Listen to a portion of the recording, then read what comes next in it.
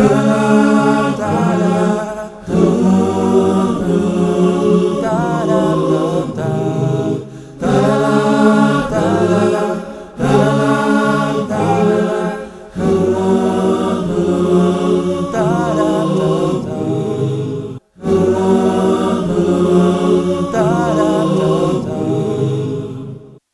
alaikum wa rahmatullahi wa barakatuh. Dear viewers, I'm your host, Abdur Rahman Dimashqiyyah, and welcome to the episode of Sincerity Fruits, Truthfulness and Submission.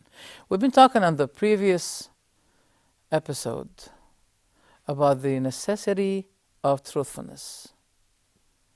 And we gave some verses and some narrations of the Prophet, peace be with him, about this issue. And we started to give some samples about the companions of the Prophet. We started with Abu Bakr, and we described, or we explained, why he was described to be as-Siddiq. He was extremely believer. We come on this episode to some other samples of other companions. We begin with Al-Miqdad ibn Amr. The Prophet was consulting his companions before the battle of Badr took place. He said, Ashiru alayya, advise me, tell me what to do. Then Al-Miqdad said, O Prophet of Allah, go wherever Allah orders you to go. We will be with you.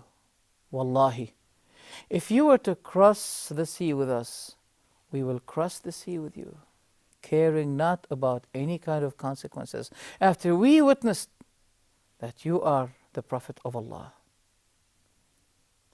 Wallahi, we do not say to you what the people of Israel had said to Moses, go you and Allah and your Lord and fight, and we are waiting for you here. We are sitting here. But we say to you, you go with your Lord and we will be fighting with you. The Prophet was so happy to hear this. He said, Wallahi, we will let you see something that your eye will be cooled with. Something will cool your eye. Another narration, he said, he'd been saying, advise me, what shall I do? The narrator said that he said it and he meant by that precisely the Ansar, the supporters, the people of Medina. Because in Al-Aqaba they gave him their pledge and promise to support him. But they said that as long as you are in Medina, we're supporting you. We defend you. We prevent you from your enemies. Even it may cost us our souls, our children, our property. It occurred to the Prophet that if he was out of Medina, that means they are out of their promise. They don't need to fulfill that promise to him when they are.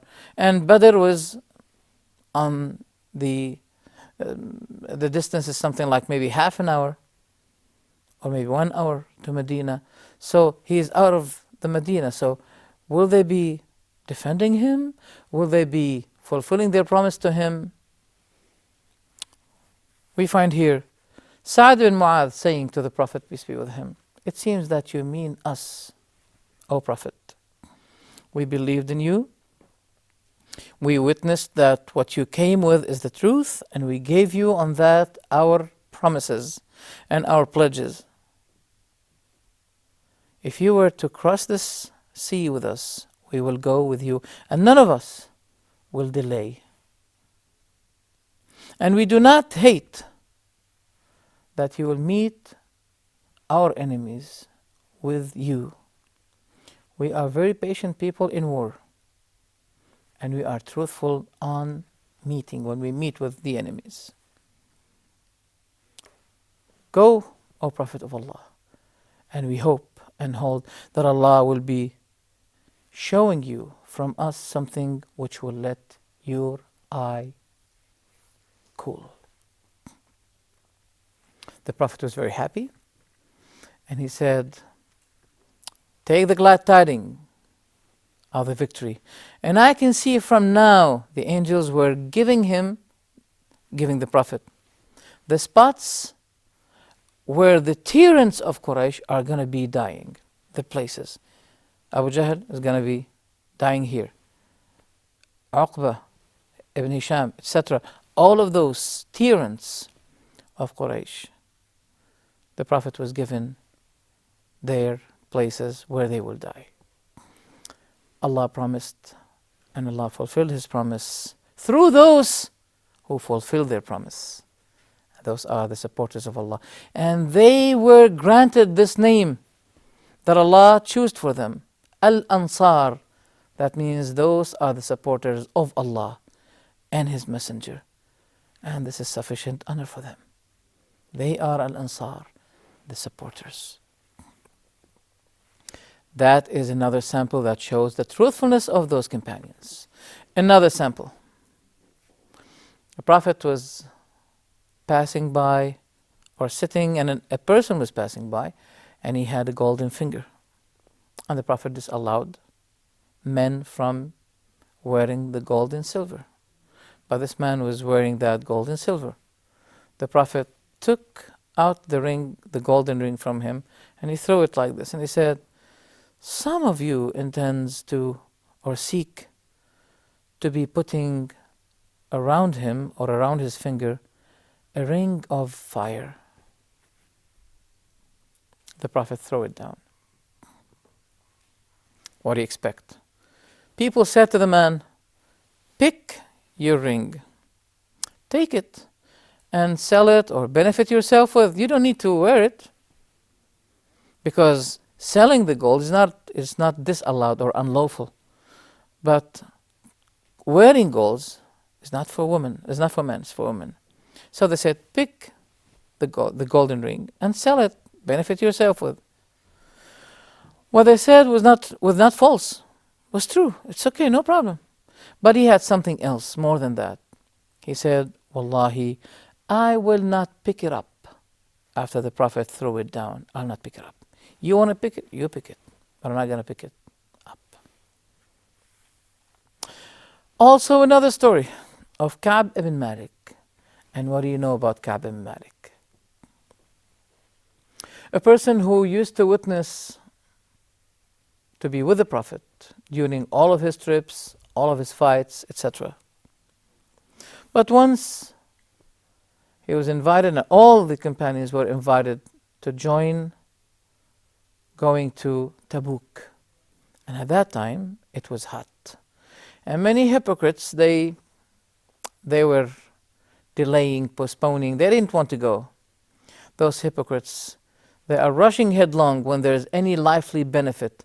When there is any war or fight, they lag behind. But when there is something beneficial for their life, which they expect, then they rush headlong. Now those hypocrites, they lag behind. This person, this companion of the Prophet, he lagged also behind. But he was not one of them. But he was postponing. He said, I can do it. I have 2 beasts with me. I have 2 horses. I have no problem. I can do it. I can do it. Then suddenly he found himself unable to join the Prophet, with the Prophet's army. Then he kept thinking what to do. Now the Prophet is on his way to come. And the man was very smart. He said, if I want to make a lie, I can make it. It's easy. I can do it. But I'm afraid that if I make a lie in which Allah will know, Allah will make the Prophet angry with me in any case. So there's no way to run away from Allah and His Messenger. When the Prophet came, Ka'b bin Malik promised to speak the truth. Many hypocrites came to the Prophet saying, "Oh Prophet, we were busy, we didn't know about it, so please forgive us. Ask Allah to forgive us." He said, "Oh Allah, forgive them." Then they go. He take them due to their external excuse. But when Ka'b bin Malik came, he said to the Prophet, O Prophet of Allah, you know that I never gave up companioning you and being with you in all of your fights. O Prophet of Allah, if I were to give any lie, I know that it will not be beneficial to me. Allah will make you angry against me. Wallahi, I had no excuse. I had 2 horses, in which before I did not have. I used to be having 1. So I was capable, but I'm mistaken. I didn't intend deliberately to delay myself. Then the Prophet said, concerning this person is truthful. Now you go until Allah reveals to me something about you. Then, after 50 days, the Prophet, or before the 50 days, the Prophet ordered the companions not to speak to him as an ethical kind of boycott or punishment, a very kind punishment, not to talk to him. Afterwards, he said to Ka'b bin Malik, the Prophet orders you that you separate your wife. He said, Oh Prophet, shall I divorce her? Just like that, simply. Shall I divorce her? He said, no, but stay away from her now.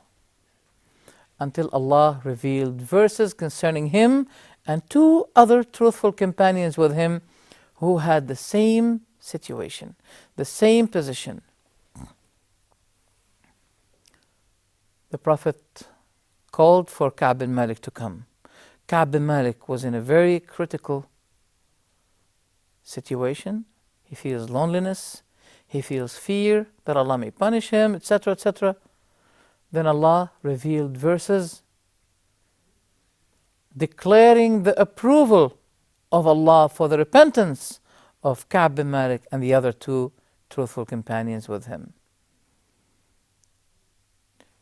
The Prophet said to Ka'b bin Malik, have the glad tidings of the best day of your life, that Allah had revealed verses to approve your repentance.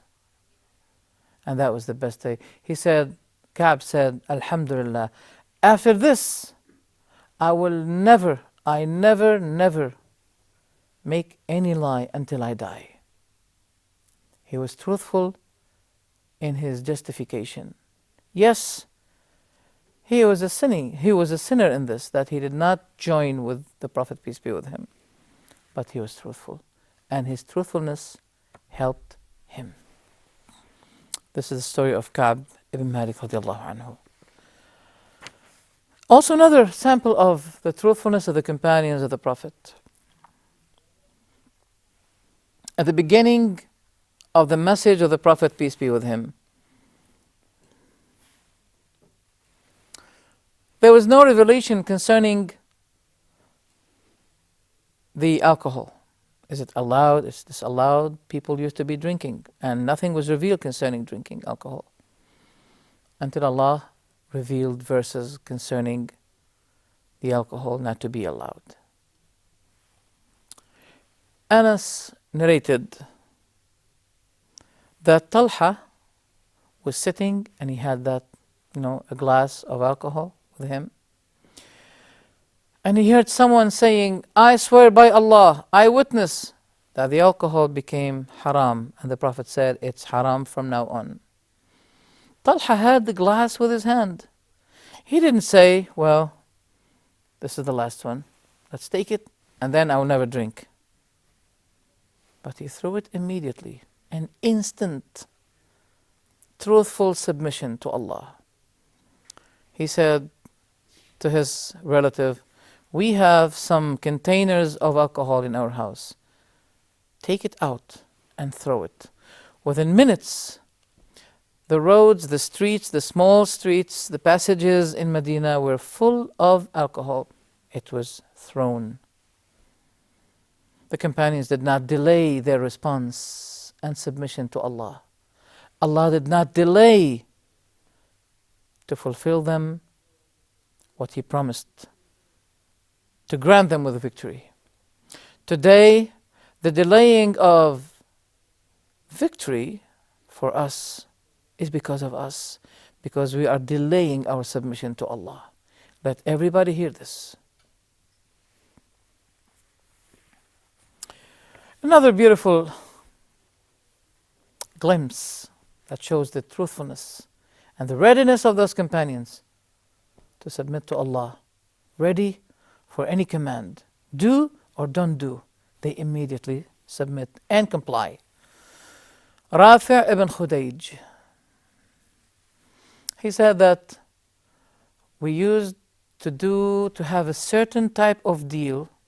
We used to rent the land for those who have some food. They give us food, we rent them the land. We need some food, so they rent the land from us and they give us food. There's certain, I don't know the details of this, but this image of deal was disallowed by the Prophet. Rafi' said that one of my relatives, that means companion, he said, Nahana Rasulullahi. The Prophet, peace be with him, prohibited us from making that kind of deal which was beneficial to us. But the obedience to Allah and His Messenger is more beneficial to us. Yes, this kind of commercial deal, renting or etc., it is beneficial. But look what that companion said. وَطَوَاعِيَّةُ اللَّهِ وَرَسُولِهِ أَنْفَعُ لَنَا. This something used to be beneficial to us, but obeying Allah and His Messenger is ever, ever more beneficial to us than anything else. Another story. One of the companions of the Prophet, one, he's not known. He is among the Arabians, Bedouins. The narrator did not mention his name. He was with the Prophet, peace be with him, in the battle. The Muslims defeated their enemies, and they collected the spoils. And the Prophet ordered that this man should be given his share and portion of the spoils. When the companions brought the spoils to him, he said, I did not come for this. Why do you give it to me? I didn't come for that. They said, why did you come for then? He said, I came only to receive a strike by a sword or a spear here. And he pointed out to the place where he wished to die. The Prophet said to the companions, when they told him that the man refused the spoils, he said, ask him why. They asked him why. He told them this. The Prophet said, إِن تَصْدُقِ اللَّهَ يَصْدُقْ. That means, in other words, if you are truthful in this, Allah will be fulfilling your truthfulness. And the next battle, the man was seen dead on the ground, and an arrow was launched and befell him on the same place where he pointed at the previous battle. The Prophet passed by and he saw the man. He said to the companions, isn't him the same who said so and so? They said, yes. The Prophet said, صدق الله فصدقه الله. He was truthful with Allah, and Allah fulfilled his truthfulness. O Allah, I make you witness that this man came to fight for you, for your sake, and he died for his sake. He is shaheed. You see, the word shaheed can be used for both meanings. Shaheed means witness, and shaheed means martyr. So the Prophet used both words for different meanings, or the same word for different meanings. Look, he said, he died as shaheed, and I'm shaheed about this. That means I witness that he died as martyr. He was truthful, and Allah reached him his truthfulness. Another beautiful story. a person who sold the Prophet a beast, a camel. He made a deal with the Prophet. The Prophet wanted to give him the money. But this man seems to be afterwards, and I remember that the Prophet gave him the money, but he kept the camel with him. He passed by other people and they gave him a greater price than the price the Prophet gave him. They didn't know that the Prophet gave him that price. So he wanted to dissociate himself from that deal. So the Prophet wanted to take the camel. The man said, I did not sell it to you. I did not sell it to you. The Prophet, yes, you did. The man said, do you have any witness with you? Is there any witness to testify that you bought it from me? One of the companions, whose name is Khuzaymah, he came, he interfered and said, yes, I bear witness that the Prophet bought it from you. The man said, well, since there is a witness, finish. That's it. But the Prophet afterwards came and said to Khuzaymah, Khuzaymah, by what authority you testified and witnessed on something that I did not see you? You were not witness at that time. So how did you witness? He said, I witnessed by believing you concerning the news that come from heaven on earth. I witness. I believed you in this.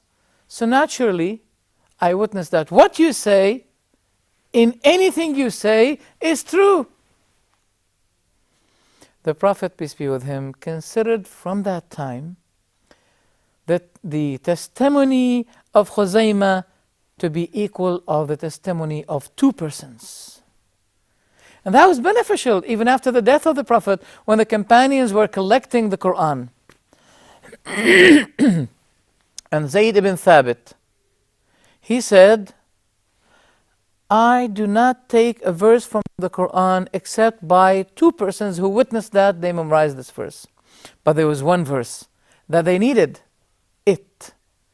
None of the companions memorized it except Khuzaymah. But Zayd ibn Thabit said, I need two witnesses.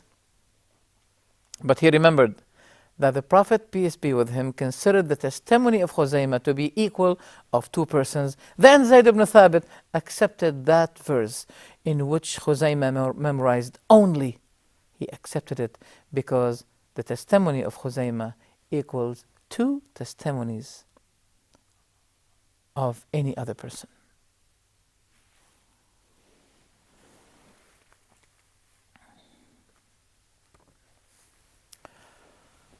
We have a lot of samples that show the truthfulness, the innocence, the greatness of those people.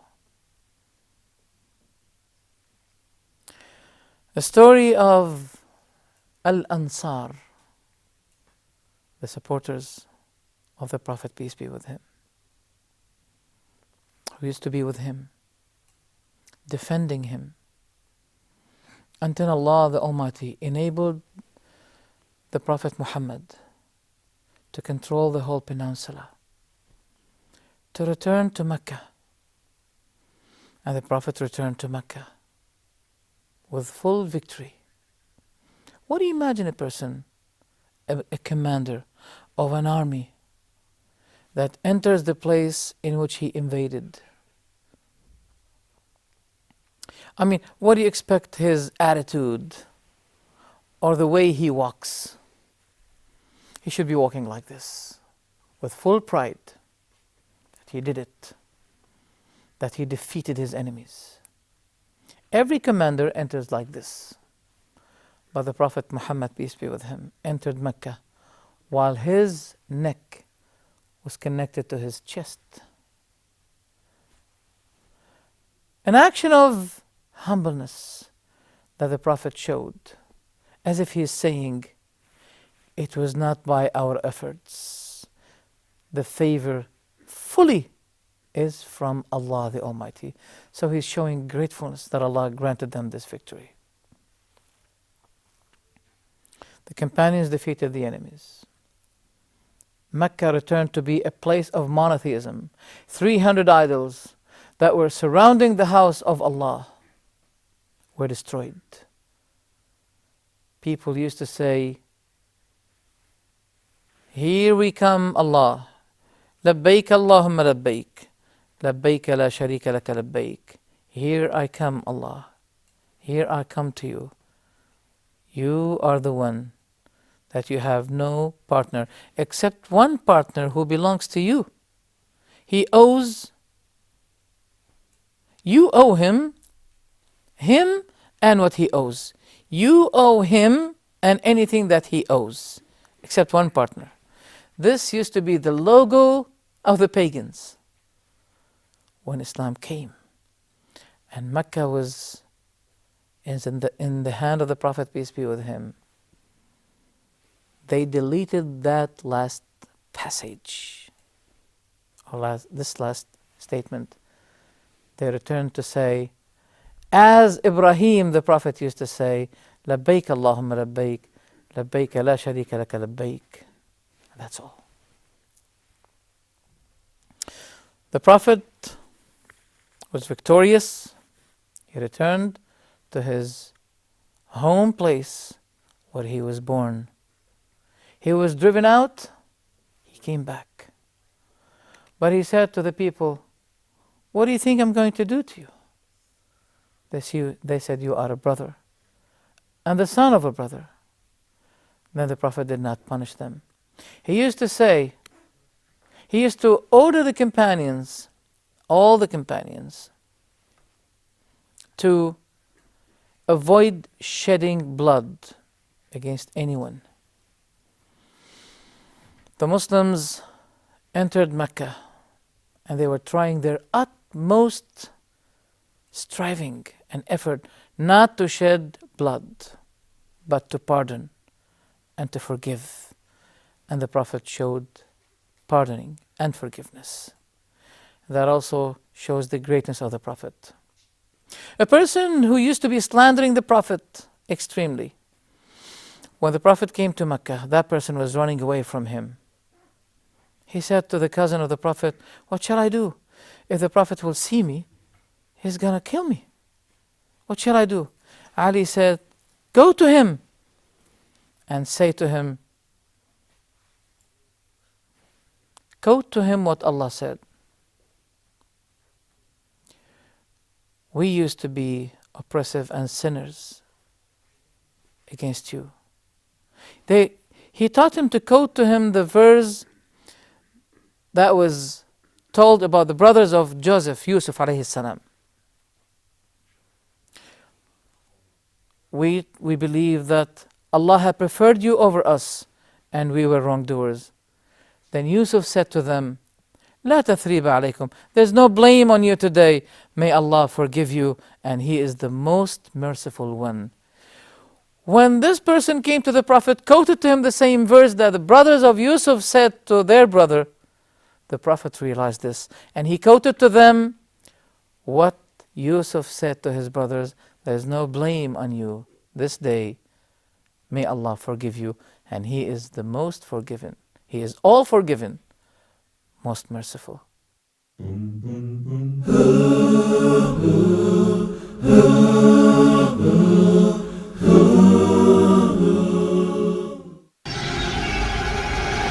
Dear viewers, Hoda programs can be watched in the English section of the in-flight entertainment directory on board all Saudi airline flights, domestic and international.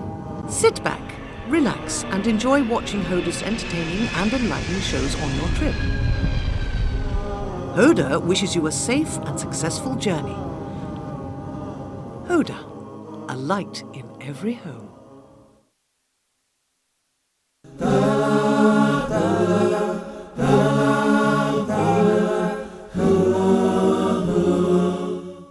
We've been talking about the Prophet entering Mecca, and we showed the tolerant character of the Prophet, peace be with him, when he pardoned all of those who showed enmity to him and hatred, and they were driving him out of his homeland. After this, in fact, this was not the story that I intended to mention, but what I want to mention is what happened after that. That the Prophet and those who converted in Mecca, Mecca became a submissive place, a place of monotheism, as it used to be at the lifetime of the Prophet Ibrahim, peace be with him. After that, the Prophet collected a lot of people. There's another assault, another fight. He collected many Arabian tribes, newly converted, with the people of Mecca this time. And the battle took place, and there were a lot of spoils, in which the Prophet gave to the people of Mecca, to the Arabian tribes, but none of these spoils, none of it was given to any of the supporters of the Prophet. I mean by this the people of Medina, whom we call Al-Ansar. Those Al-Ansar were really amazed. What's happening? We got nothing. And some of them said, this is really amazing. Our swords are putting blood still, and the others take everything. And some of them said, it seems to us that the Prophet really welcomed his special people, his motherland people. Then Sa'd ibn Mu'adh, being the chief of the people of Medina, came to the Prophet and complained to him what people are saying. The Prophet said to him, Sa'd, what about you, Sa'd? Sa'd said, I am but one of my people. As if the Prophet is saying, even you, Sa'd? Bring to me all people, let's have a gathering. Then Sa'd collected the people of Medina, and they were waiting for the Prophet to come, and he came. He said, O people of Al-Ansar, what is it, the thing that I heard about you? Something that I heard, that you have something in your hearts against what I did. Didn't Allah find you misguided and He guided you by me? Didn't Allah find you enemies and Allah reconciled between you? Because there used to be two tribes, very enemy tribes, Al-Aws and Al-Khazraj in Medina. And Allah united you through me. They said, to Allah belong the grace and the favor only. Then He said, answer me. They said, what should we answer you? Didn't you find something in your hearts concerning what I did? They said, yes. The narrator of this narration said, وَكَانُوا لَا يَكْذِبُونَ. That's a general description of those companions, that they never make any lie. They said, yes. This is what we've been thinking about that. Yes. We were disappointed that we got nothing. Look what the Prophet said. First he said, weren't you misguided? Weren't you enemies? And Allah guided you and united you through me? They said yes. They said yes. He was reminding them first about the favor of Allah, but now He wants to recall the favor of them when He said to them, if you desire, you can say this. You can say something if you want, and you will be truthful, and you will be truthfully believed. You'll be truthful in saying the following, and you'll be believed.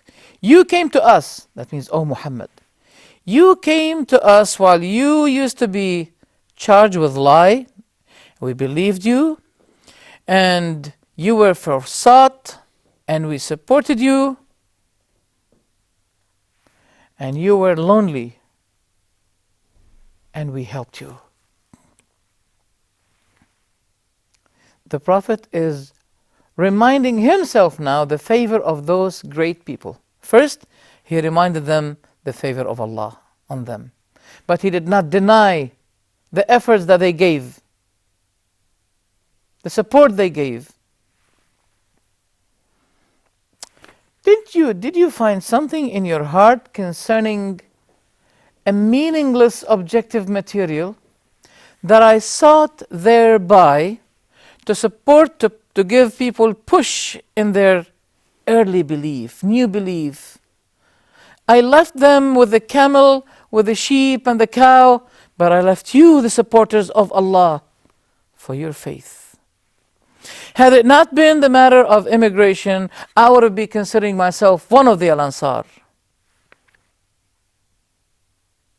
Aren't you glad that people return from the battle with the sheep and the camel, but you return with the Prophet? Who is better? People are happy to return with the sheep and with the camel, while you, Al-Ansar, are returning with the Prophet Muhammad. They started to cry when they heard this. Wallahi, had it not been the matter of immigration, I would have been one of the people of Al-Ansar. Allahumma arhamil Ansar, wa abna al-Ansar, wa abna al-Ansar. He started to ask Allah for the Ansar, and for their sons, and for the sons of their sons. What do you expect the people to do? They were extremely crying. They said, we are contented. We accept the Prophet to be our portion. They forgot about the sheep, about the spoils, about anything else. They're happy to be returning with the Prophet. This is a great lesson for us to see how the commander should be. He could have been saying, for example, I am the Prophet, I receive revelation from Allah, Allah reveals to me what I should be doing, and that's not your business, and that's all. But will you be able to remove the thing that they still have in their hearts? Muhammad is a great messenger, is a great commander, sallallahu alaihi wasallam. By his wisdom, by his truthfulness, by his strictness, by his kindness, he was able to dissolve and to solve this problem. People were happy. He reminded them about their faith and about the greatest favor that the Prophet Muhammad, the seal of prophethood, is among them. Another sample, the story of Abu Talha. That shows the truthfulness of those people.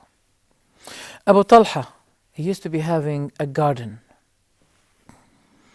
And he used to be fascinated with it. And the Prophet used to be fascinated with it because it used to be very greeny. And it contains a well that contains very sweet and tasty water. The Prophet used to pass by this garden every time and drink therefrom. When this verse was revealed, لَن تَنَالُوا الْبِرَّ حَتَّى تُنْفِقُوا مِمَّا تُحِبُّونَ. You will not attain righteousness until you spend from the thing you like. Sometimes when we dislike the thing, we say, well, let's donate it, let's give it. So sometimes we donate the thing that we do not love. But the best kind of donation is when you give the thing that you love for the sake of the one whom you love. And I mean by that, Allah the Almighty. Abu Talha, the owner of that wonderful garden, came to the Prophet saying to him, O Prophet, Allah said, you will not attain righteousness until you spend from that which you love. I make you witness. I have this beautiful, wonderful garden, and I know that you like it. And after the revelation descended to you concerning this verse, after this verse had been revealed, I declare that this garden is left, I donate it for the sake of Allah and His Messenger. So put it, O Prophet, in any way you find it proper. The Prophet said, Bakhin, bakhin, and that's an expression. As you say, wow, in English. ذاك مال رابح, ذاك مال رابح, ذاك مال رابح. This is a successful, prosperous kind of wealth and property. This is a great and gainful, gaining trade. This is good for you. This is the best trade. And the trade with Allah never fail. It's always successful. Now the story, and that's the end of those beautiful samples of our predecessors. The stories of Sulaym. Who's Sulaym? A marvelous, faithful woman that her husband died in the war. And there used to be a man who was fascinated with her. He wanted to marry her, but he was not Muslim at that time. She said, I can't marry you. He said, what do you want? Islam? I'm going to be a Muslim. You want me to be Muslim? What is your dowry? What is the dowry you want? She said, if you convert and submit to Allah, that is my dowry. She didn't say, well, I need an apartment and I need this, I need some golds, I need some treasures. No. She was not thinking about life. She was thinking about what the Prophet said. If one person is being guided through you, it is better to you than the treasures of the whole earth. She was thinking about the gain, this kind of treasure that people don't really give that much care about. They care about lively things. She said, In tuslim fadhaka mahri. If you convert to Allah, if you convert to Islam, that's my dowry. That's all. Say la ilaha illallah, that's my dowry. In which he said, Abu Talha had a child from Sulaym. The child became sick. Abu Talha wanted to accompany the Prophet, peace be with him, to go with him. And he was worried about the child. Sulaym said, don't worry, Abu Talha. Go with the Prophet and I'll take care of the child. He went. During the day, the child died while he was in the arms of his mother. He died. His mother buried him in a neighboring place, and she told her family, don't tell Abu Talha about the death of his son until I be the one who will tell him. Abu Talha came at night. The first question was, what happened with the boy?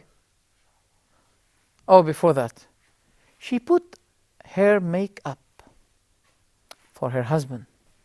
Not as we see today. Women put their makeup when they go out. They forget to put their makeup for their husbands, but they may put it on the street for the people. Sulaym did not forget to put the makeup when? At the same day when her child died.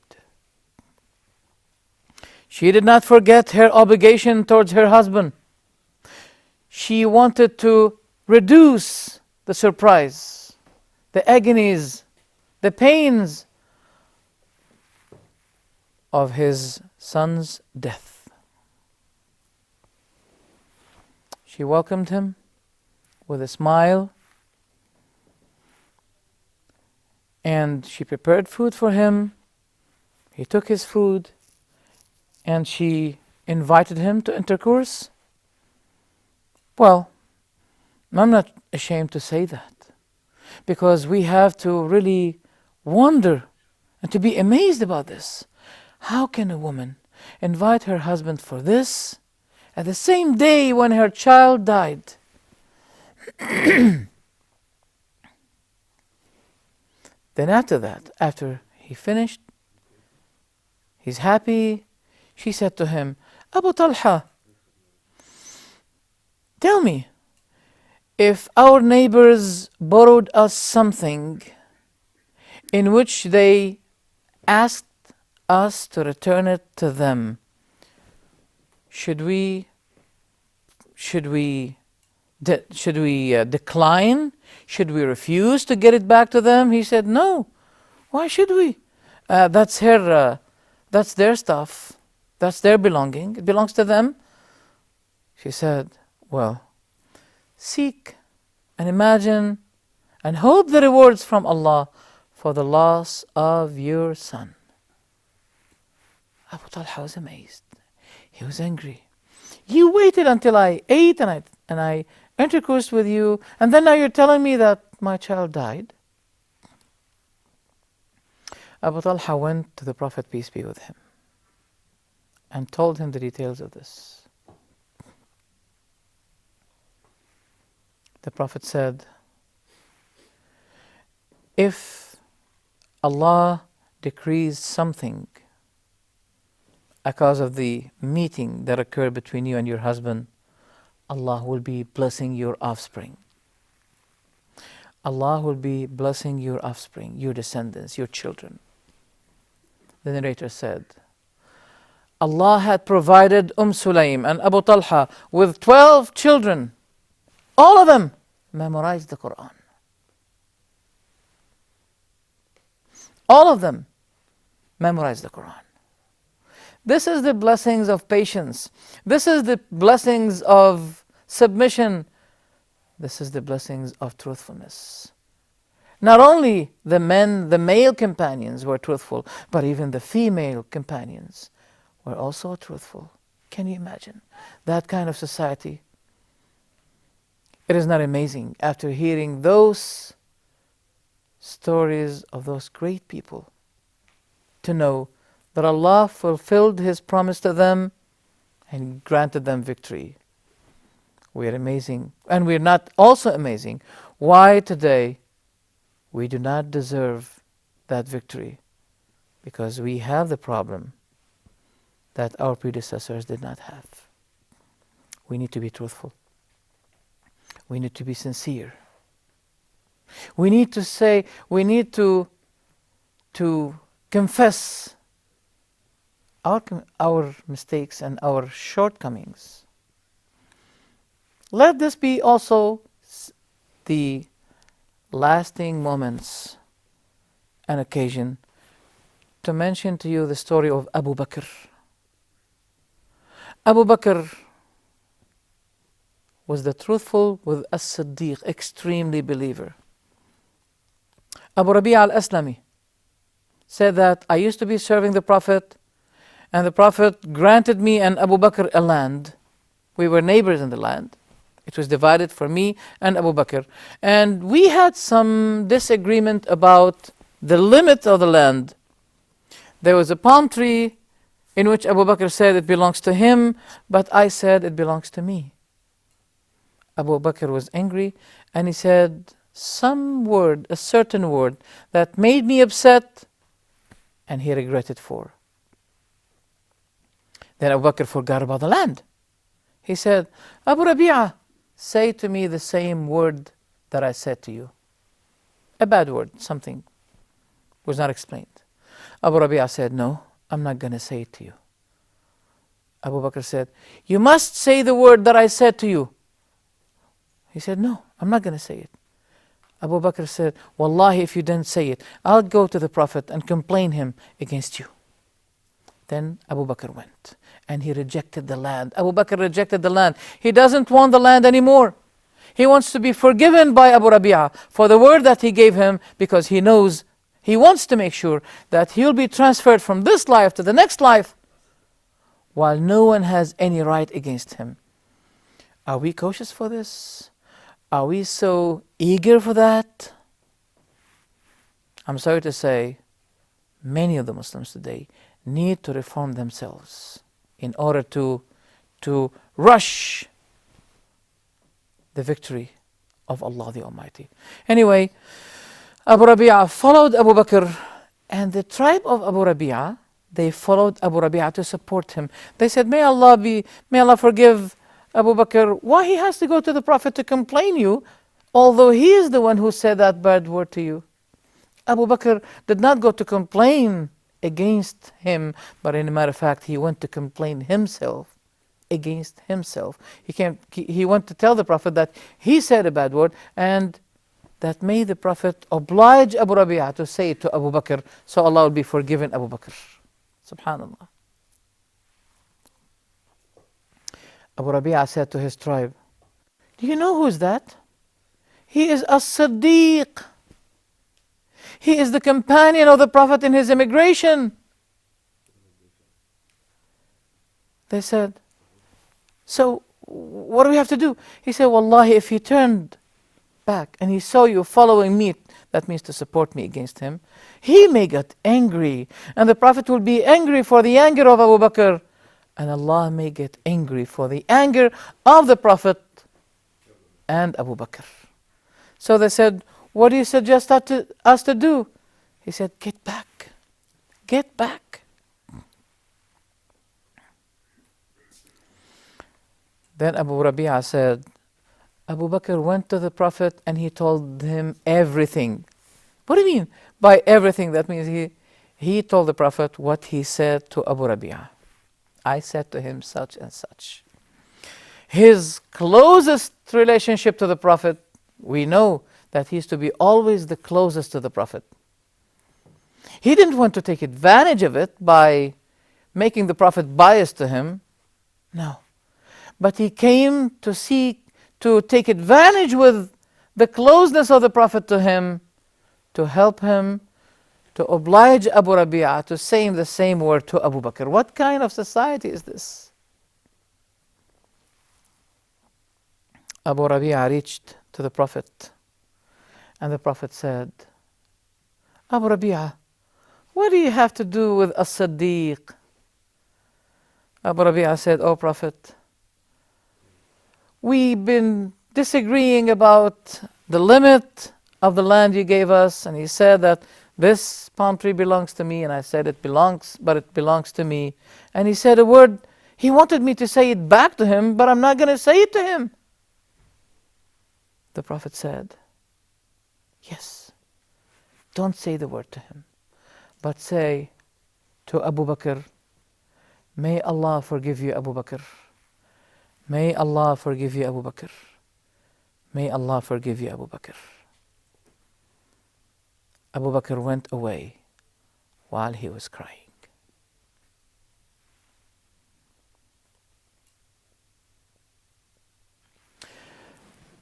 These are the samples of our companions.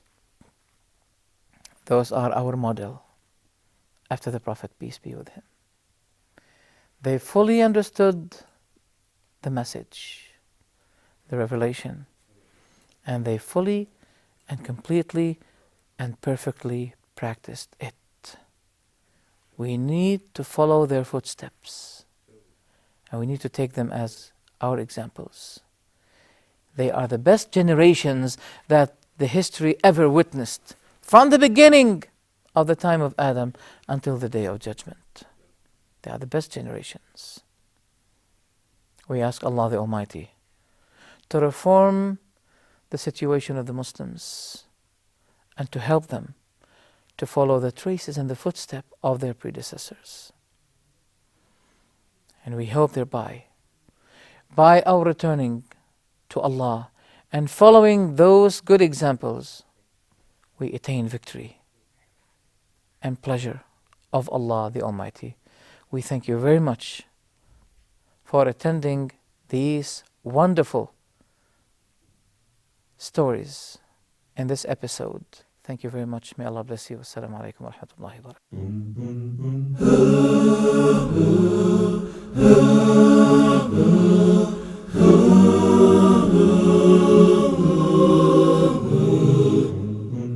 barakatuh.